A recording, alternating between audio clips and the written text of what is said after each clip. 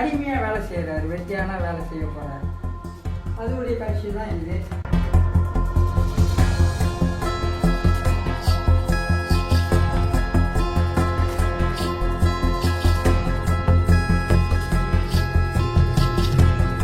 உலகத்திலேயே சுருக்காட்டில் வந்து அர்ச்சந்தன சிலை இல்லாத கோயில் இருக்கா? சுருக்காடு இருக்கா? இல்லை தானே. சின்னதாக கிறிஸ்தவனாக இருந்தால் கூட சின்னதாக அந்த இடத்துல அந்த சாமி பேரை சொல்லி தான் அடக்கம் பண்ணுவாங்க.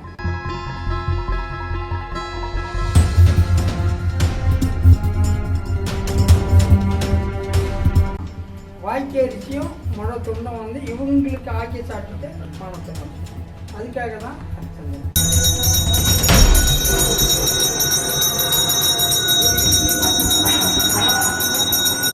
ராணியா இருந்த கோலம் இது, அது ராஜாவா இருந்த கோலம். ஓகே. முடிசூடும் மன்னரா இருப்பார். அப்படின்னா வந்து பட்டினத்தார் கதையில வரும், புடிசூடும் மன்னரும் அதோடைய டைலாக் தான் அது.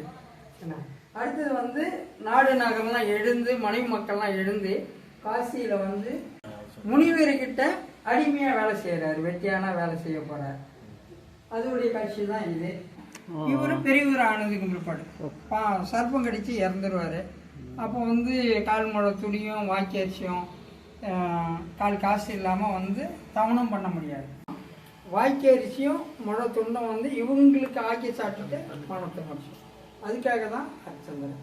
மனைவி சொந்த மனைவி மக்களுக்கே வந்து கால் காசும் கால் முழை துணியும் வாக்கி அரிசி இருந்தால் தான் தவணம் பண்ணணும் உண்மையாக வாழ்ந்தவர் அர்ச்சந்தன சாமி.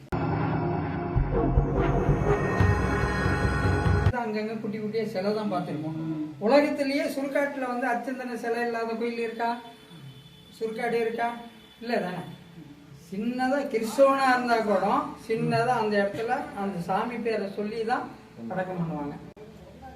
அல்லாவுலேயும் முஸ்லீம்லேயும் அப்படி தான். அவங்களும் பேர் சொல்லி தான் திருநாமத்தை சொல்லி தான் கவனம் பண்ணி ஆகணும். ஏன்னா இந்து மதத்தில் நம்ம வந்து எந்த ஜாதி எந்த மனமாக இருந்தாலும் அர்ச்சந்தனுக்கு காணிக்கை கொடுத்துட்டு நம்மளை கொண்டு போய் தவணம் பண்ணுறது தான் கட்டளை.